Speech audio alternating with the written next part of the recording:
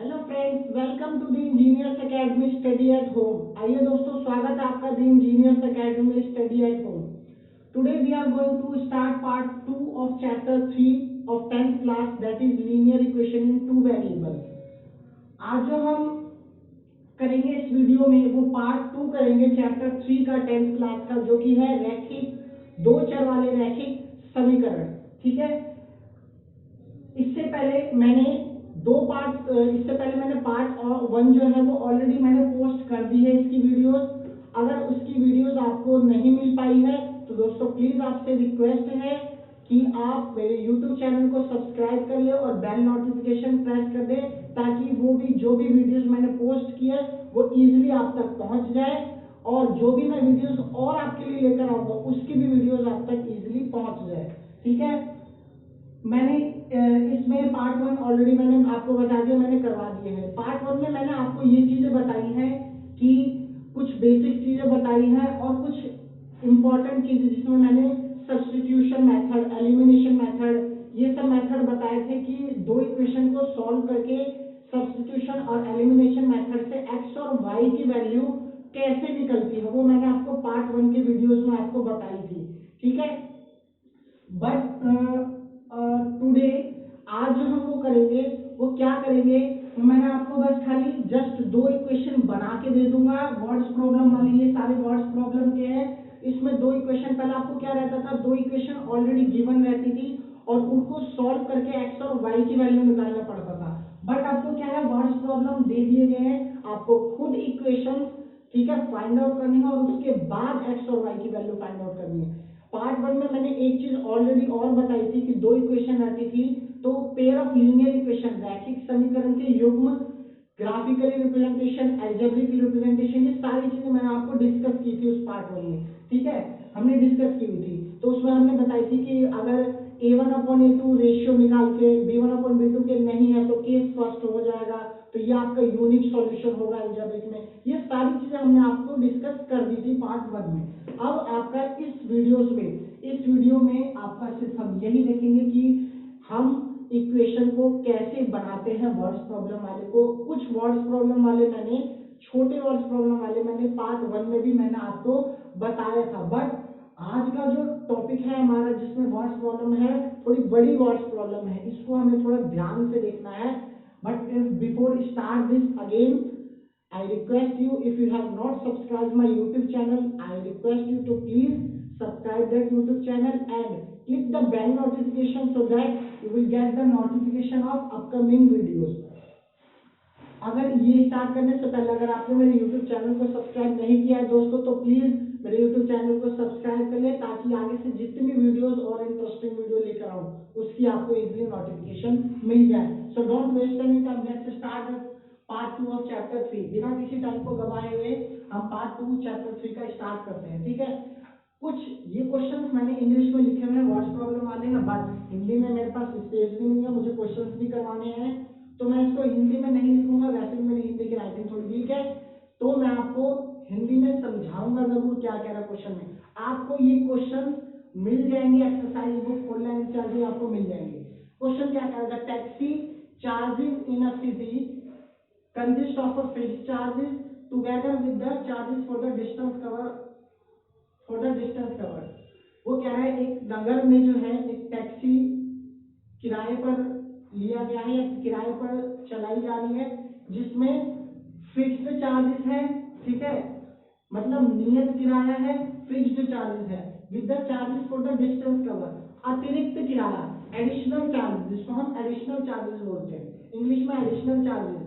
ठीक है, अतिरिक्त किराया जितना आप डिस्टेंस ट्रेवल करेंगे। तो एक व्यक्ति ने 10 किलोमीटर डिस्टेंस ट्रेवल किया है तो उसको कितना देना पड़ा, 105 रुपए।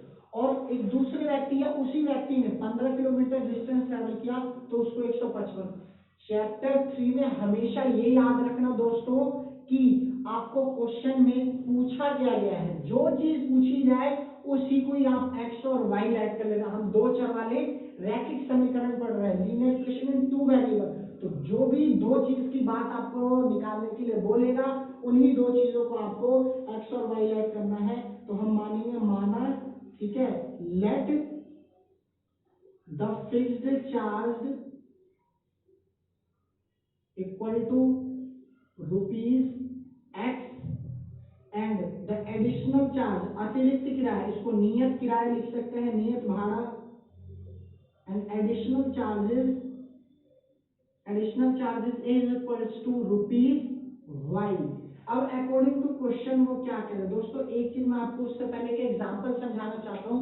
आपके नगर में, डिस्ट्रिक्ट में, कहीं पर भी कोई टैक्सी या हम ऑटो बुक करते हैं तो आपको पता होना चाहिए, जब हम मीटर डाउन करते हैं तो वो कुछ 25 रुपए या 20 रुपए 30 रुपए से वो नियत किराया स्टार्ट होता है, वो फिक्स्ड चार्जेस है। आपने ऑटो बुक किया, ऑटो टैक्सी बुक की, उतने चार्जेस आपके जैसे ही आपने बुक किया वो लगने लगने। उसके बाद डिपेंड करता है कि आप, फॉर एग्जांपल मैंने दिल्ली पुलिस से आपका ऑटो बुक करी है, मैंने कहीं जाने के लिए कनॉट प्लेस, तो एक चीज याद रखना, यहां से मैंने बुक कर दिया, मीटर डाउन उसने किया 25 और 30 से, तो और एक दूसरे व्यक्ति ने दोबारा वही दिल्ली पुलिस से ऑटो बुक किया, उसको सिर्फ यहां से भजनपुरा ही जाना है, तो याद रखना दोस्तों 25 या 30 रुपए से किराया स्टार्ट होता है, मीटर का डाउन होता है, तो वहां से तो मेरा भी स्टार्ट होगा और उसका भी स्टार्ट होगा, चाहे कोई प्राइम मिनिस्टर क्यों ना बैठ जाए ऑटो में, ठीक है। बट उसके बाद डिपेंड करता है कि वो कहाँ जा रहा है बंदा और मैं कहाँ जा रहा हूँ, जिसको हम बोलते हैं additional charges, charges for the distance travel या डिस्टेंस कवर। जितना डिस्टेंस मैं कनॉट प्लेस तक डिस्टेंस ट्रेवल कर रहा हूँ तो मेरा जितना किलोमीटर कनॉट प्लेस तक का बनेगा वो जुड़ के मेरा किराया आएगा फिक्स्ड चार्जेस में। 25 में ऐड होके जितना डिस्टेंस ट्रेवल करूंगा, ठीक है, तो हर स्टेट के अलग अलग चार्जेस होते हैं किलोमीटर के, तो वो किराया जुड़ के हमारा टोटल फेयर बनेगा। और जिसको भजनपुरा गया है वो क्या करेगा, यहां से बुक किया 25 रुपए, उसके फिक्स्ड चार्जेस आ जाएंगे, नियत किराया, और भजनपुरा जितना दूर आई थिंक होगा मेरे ख्याल से 6 या 7 किलोमीटर होगा, तो जो भी होगा वो आपका जो है जुड़ के पर किलोमीटर के हिसाब से दोनों जुड़ के फिक्स्ड चार्ज और एडिशनल चार्ज दोनों जुड़ के आपका आ जाएगा पूरा किराया। तो हम देखते हैं इसमें, तो सबसे पहला ध्यान से देखो, अकॉर्डिंग टू क्वेश्चन आपको इक्वेशन कैसे बनानी है। एक व्यक्ति ने 10 किलोमीटर डिस्टेंस ट्रेवल किया, चार्जेस पेड 105 रुपए की, तो भाई उसका यहां से मैं क्वेश्चन कर रहा, भाई नियत भाड़ा तो एक्स सेम ही रहेगा क्योंकि ये सबको उतना ही देना है, इसमें चेंजेस नहीं होंगे, बट प्लस एडिशनल चार्जेस जो जुड़ेगा पर किलोमीटर के हिसाब से, एडिशनल चार्जेस लिख देना यहां पर ब्रैकेट में, पर किलोमीटर, यानी 1 किलोमीटर का एडिशनल चार्ज वाई रुपए है, तो 10 किलोमीटर डिस्टेंस ट्रेवल करेगा तो कितना हो जाएगा दोस्तों 10 वाई, और टोटल रुपीज कितनी बनी है दोस्तों 105। तो ये आपका हो गया नंबर फर्स्ट इक्वेशन। सेकंड है for a journey of 15 kilometre, तो 15 किलोमीटर नियत किराया सेम रहेगा सबके लिए, बट ये एडिशनल इस बार 15 किलोमीटर डिस्टेंस ट्रेवल किया है 155 रुपए। क्यों? क्योंकि 1 किलोमीटर के वाई रुपए है, तो 15 किलोमीटर डिस्टेंस ट्रेवल करेगा तो 15 × वाई, ठीक है, तो 155 रुपए नंबर सेकंड इक्वेशन। और आपको कुछ भी नहीं करना, अब इन दो इक्वेशन को सॉल्व करके एक्स और y की value you have to find it in the question, और जैसे ही x और y की वैल्यू निकलेगी तो आप इसमें ये लिख सकते हो कि फिक्स चार्जेस x जो भी आएगा वो फिक्स चार्ज उतना हो जाएगा और एडिशनल चार्ज उतना हो जाएगा। दोस्तों समझ में आया आपको? अब देखते हैं ये वाला क्वेश्चन, ठीक है दोस्तों। मैं थोड़ा सा ये रफ कर देता हूँ, मैं ऑलरेडी क्वेश्चन आपको समझा चुका हूँ, अगर आपको क्वेश्चन नोट डाउन करना है तो आप अपने एनसीईआरटी की बुक में से क्वेश्चन देख सकते हैं, ठीक है। मुझे और क्वेश्चन भी लिखना है, सो मैं वो लिखने के लिए जा रहा हूँ, ठीक है।